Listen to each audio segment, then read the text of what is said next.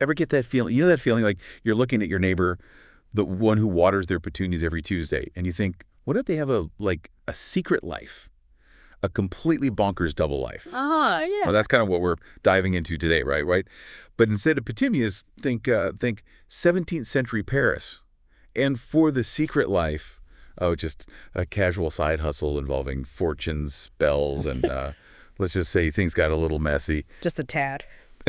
This is La Voisin's story. Mhm. And trust me, if you haven't heard of her, buckle up. So picture this, 17th century Paris, right? Bustling, crowded, probably smelled interesting.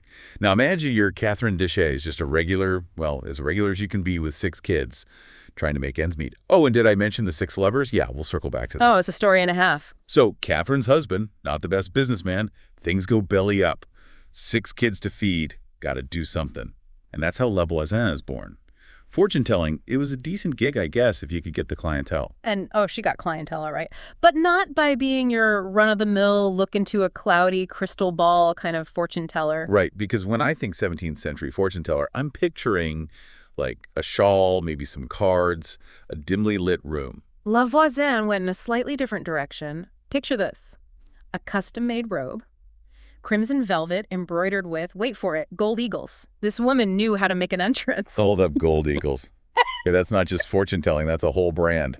You don't wear that for just anyone.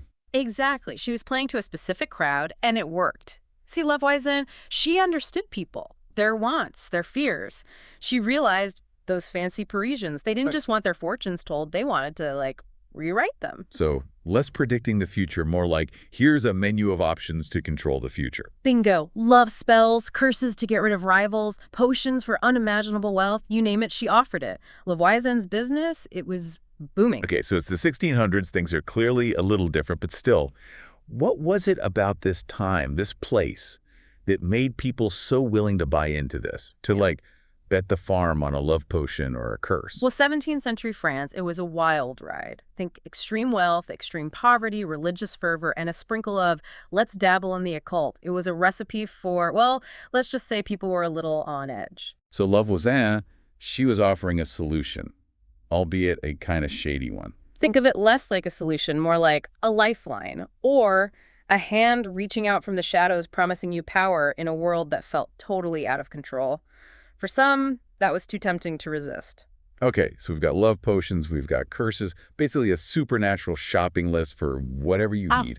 But La Voisin, she didn't stop there. To really get to the heart of her story, we got to talk about, well, it's a little dark black masses. Yeah, things get a little intense. So for those of us who didn't spend our Saturday nights summoning demons, what exactly are we talking about here? Picture this, right?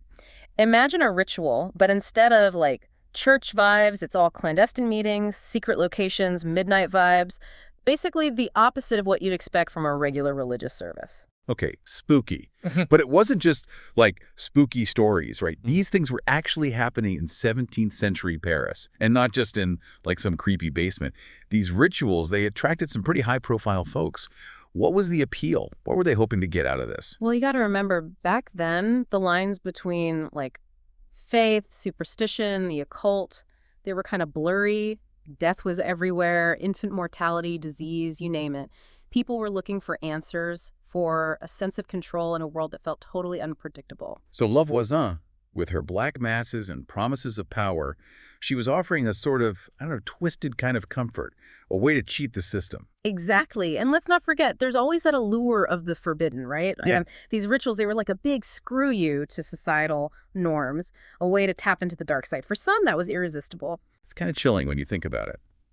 But as we've seen, La Voisin wasn't just about manipulating the spiritual world, right? She also had a much more, shall we say, hands-on approach when it came to getting things done.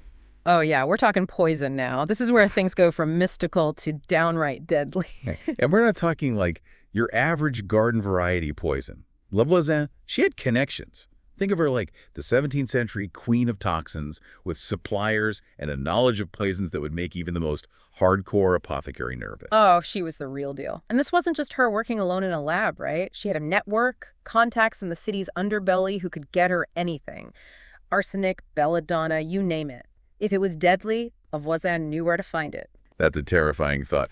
Imagine this whole network operating right under the surface of this bustling city. No one's safe. All right, so we've got this network of poison, we've got black masses. It's all very cloak and dagger. But Voisin, she gets a client that makes things really interesting, even for her.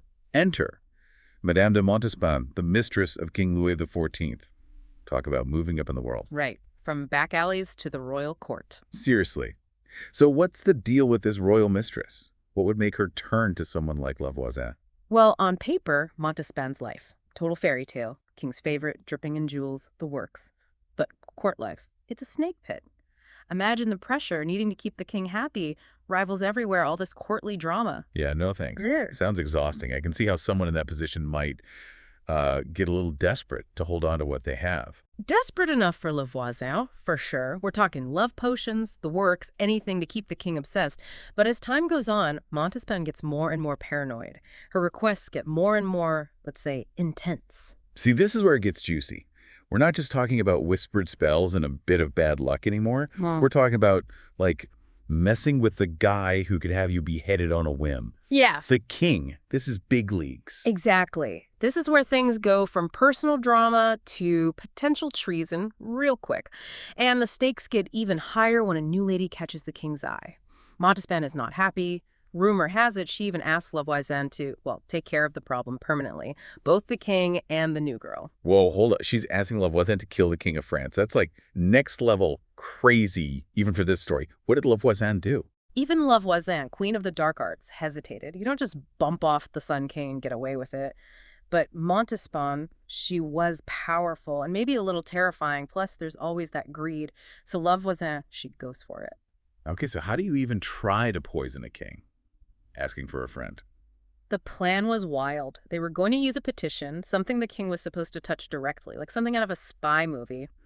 But it all falls apart. Turns out the king wasn't in the mood for petitions that day. Voisin has to back off. Close call. But, like, you try to kill the king, even if you fail, that's got to have some blowback, right? Oh, yeah. Big time. Voisin's world. It's built on secrets, and secrets have a way of getting out. People start talking, rumors fly, and pretty soon the king gets wind of it.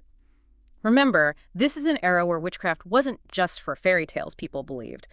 The king, he's not taking any chances. He wants an investigation, and he wants it now. So this is it. This is the downfall of Voisin. Purveyor of potions, summoner of demons, almost regicide. Pretty much. They arrest her, they interrogate her, and under pressure, Voisin, she cracks.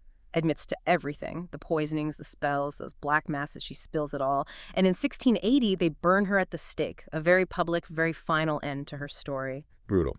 But even in death, she still held on to some secrets, right? Like, who else was involved in all this? That's the thing. She never gave up her client list.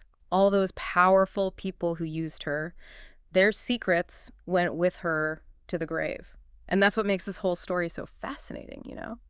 It's like a puzzle with half the pieces missing. It really makes you think, like, how much power did she have? How close did she actually come to bringing down the whole system? We'll never know for sure. But that's the thing about Voisin's story. It's a reminder that power, ambition, it doesn't matter if it's the 17th century or now, some things never change. There are always going to be people who want more, will do whatever it takes to get it. It's a chilling thought. And on that note, that wraps up our deep dive into the world of Voisin. Until next time, keep an eye on your neighbors and maybe, just maybe, stay away from any love potions you might find lying around.